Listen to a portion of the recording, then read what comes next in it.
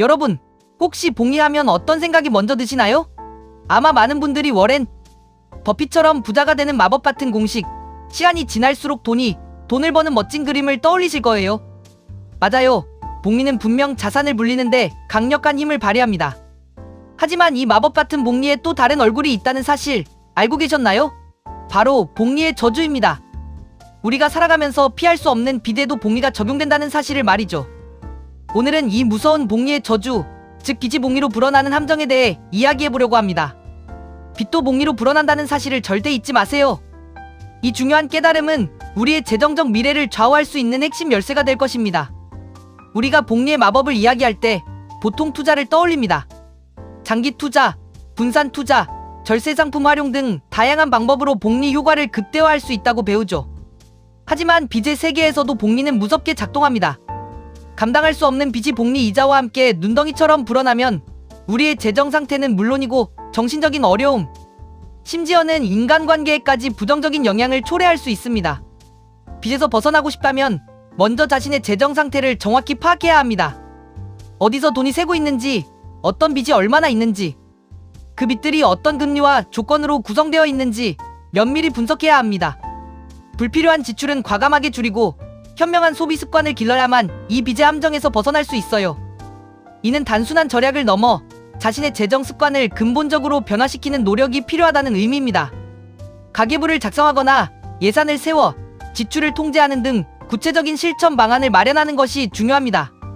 재밌게도 이 복리의 함정은 무려 5000년 전 수메르 문명에서부터 시작되었습니다.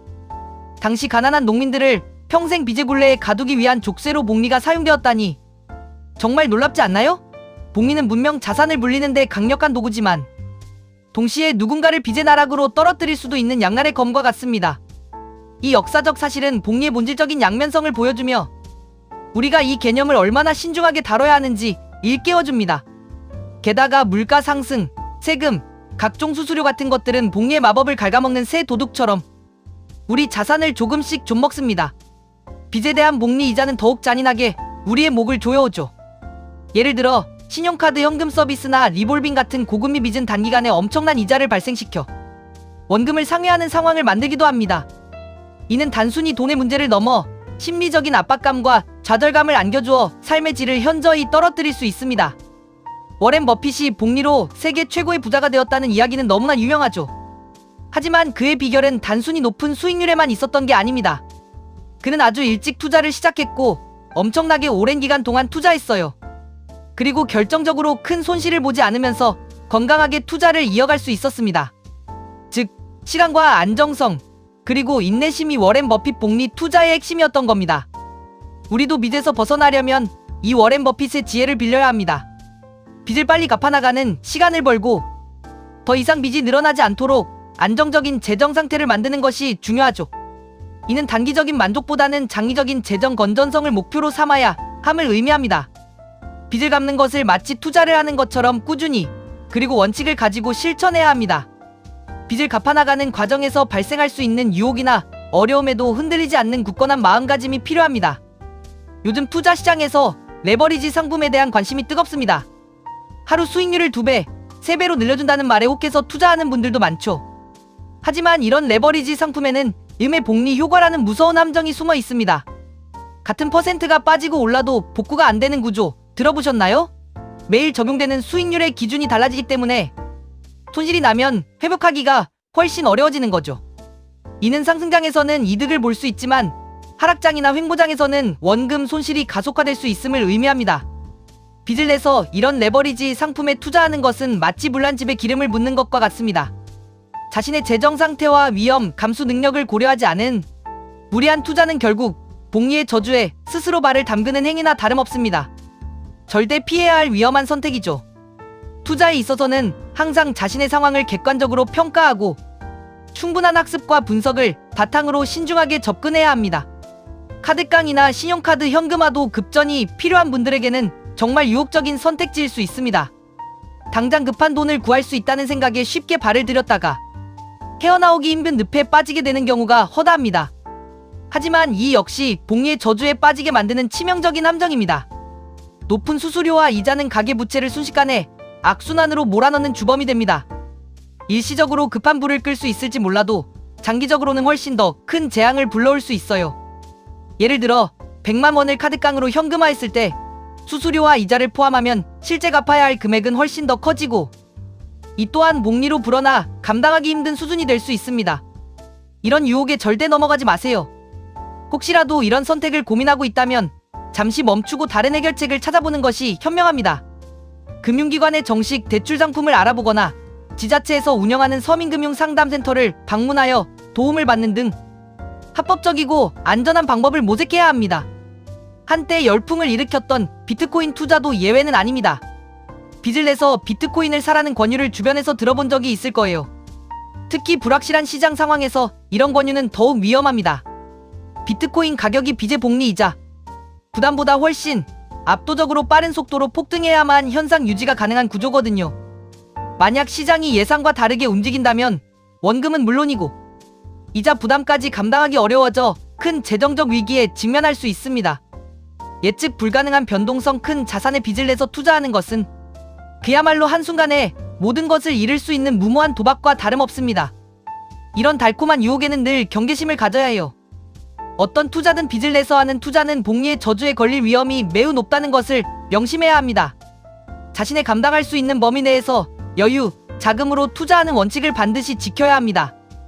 여러분, 투자의 세계에서는 복리의 마법을 활용해 자산을 늘려야 한다고 늘 이야기합니다. 하지만 빚의 세계에서는 복리의 저주가 우리를 파멸로 이끌 수 있다는 사실을 잊지 말아야 합니다. 복리는 빚을 갚는데도 똑같이 적용됩니다. 빚을 일찍 갚기 시작하면 할수록, 그리고 꾸준히 갚아나갈수록 복리 효과는 반대로 작용하여 빚을 줄이는데 큰 도움이 됩니다. 마치 투자가 시간이 지날수록 불어나듯이 빚도 시간이 지날수록 늘어납니다. 따라서 빚은 가능한 한 빨리, 그리고 꾸준히 갚아나가는 것이 중요해요. 단순히 원금만 갚는 것이 아니라 이자를 포함한 총 상환액을 줄이기 위해 선순위 고금리 빚부터 해결해 나가는 전략적인 접근이 필요합니다. 빚상환 계획을 세우고 작은 금액이라도 꾸준히 추가 상환하는 습관을 들이는 것이 좋습니다. 복리의 마법을 활용해 부자가 되는 것은 시간, 꾸준함, 그리고 위험 관리가 핵심입니다. 빚의 저주에서 벗어나는 것도 마찬가지입니다. 빚을 인식하고 갚기 위한 명확한 계획을 세우고 꾸준히 실천하는 시간과 노력이 필요해요. 그리고 더 이상의 빚을 만들지 않도록 현명한 소비와 철저한 재정 관리를 통해 위험을 관리해야 합니다. 이는 단순히 돈을 아끼는 것을 넘어 자신의 재정적 목표를 설정하고 그 목표를 달성하기 위한 구체적인 로드맵을 그리는 작업이 포함됩니다. 빚을 관리하는 것은 마라톤과 같습니다. 단거리 경주처럼 한 번에 끝낼 수는 없지만 꾸준히 노력하면 반드시 결승점에 도달할 수 있습니다. 빚을 갚는 과정에서 발생할 수 있는 여러 유혹과 어려움을 이겨내기 위해서는 강한 의지와 장기적인 관점이 필요합니다. 혹시 지금 빚 때문에 힘든 시간을 보내고 계신가요? 좌절하지 마세요. 중요한 것은 해법에 집중하는 것입니다. 빚이 많다고 해서 마냥 숨어버리거나 포기해서는 안 됩니다. 먼저 자신의 재정 상태를 정확히 파악하고 불필요한 지출을 과감히 줄이는 것부터 시작해보세요. 작은 습관의 변화가 결국 큰 차이를 만들어냅니다. 마치 성공하는 사람들이 행동하면서 해답을 찾아나가듯이 말이죠. 당장 모든 빚을 해결할 수 없더라도 작은 것부터 꾸준히 실천하면 분명히 나아질 수 있습니다. 예를 들어 매일 커피 한 잔을 줄이거나 불필요한 구독 서비스를 해지하는 등 사소한 절약 습관이 모여 큰 금액을 만들 수 있습니다. 이 금액을 빚 상환에 꾸준히 투입하면 복리의 저주를 역으로 이용하여 빚을 줄이는데 큰 효과를 볼 수 있습니다. 빚 문제는 혼자 감당하기 어려운 경우가 많습니다. 전문가의 도움을 받는 것을 주저하지 마세요. 신용회복위원회, 서민금융진흥원 등 공신력 있는 기관에서는 빚으로 고통받는 분들을 위한 다양한 상담 및 지원 프로그램을 운영하고 있습니다. 개인회생, 파산, 신용회복 등 다양한 채무조정 제도를 통해 합법적으로 빚의 굴레에서 벗어날 수 있는 길도 있습니다. 중요한 것은 문제를 직시하고 적극적으로 해결책을 찾아 나서는 용기입니다. 빚이 있다는 사실을 인정하고 주변의 도움을 요청하며 전문가와 함께 현실적인 상환 계획을 세우는 것이 복리의 저주에서 벗어나는 가장 확실한 방법입니다. 혼자서 끙끙 앓는 대신 용기를 내어 손을 내미는 순간부터 새로운 시작이 가능합니다. 빚으로부터 자유로운 삶은 단순히 재정적인 안정을 넘어 정신적인 평화와 행복으로 이어집니다. 빚이 없는 상태는 새로운 기회를 탐색하고 꿈을 향해 나아갈 수 있는 단단한 기반이 됩니다. 반면 빚은 우리의 선택지를 제한하고 심지어는 삶의 목표와 방향까지 왜곡시킬 수 있습니다. 우리는 모두 복리의 마법을 활용하여 풍요로운 삶을 누릴 권리가 있습니다. 하지만 그러기 위해서는 복리의 어두운 면, 즉 빚의 함정을 명확히 이해하고 경계해야 합니다. 빚도 복리로 불어난다는 이 진실을 결코 잊지 않고 현명하게 재정을 관리하여 진정한 재정적 자유를 쟁취하시길 바랍니다. 이 영상을 통해 여러분 모두가 복리의 긍정적인 면을 최대한 활용하고 부정적인 면은 현명하게 피할 수 있는 지혜를 얻어가셨기를 진심으로 바랍니다. 여러분의 재정적 성공을 응원합니다. 항상 건강하고 현명한 재정 관리를 통해 원하는 삶을 살아가세요.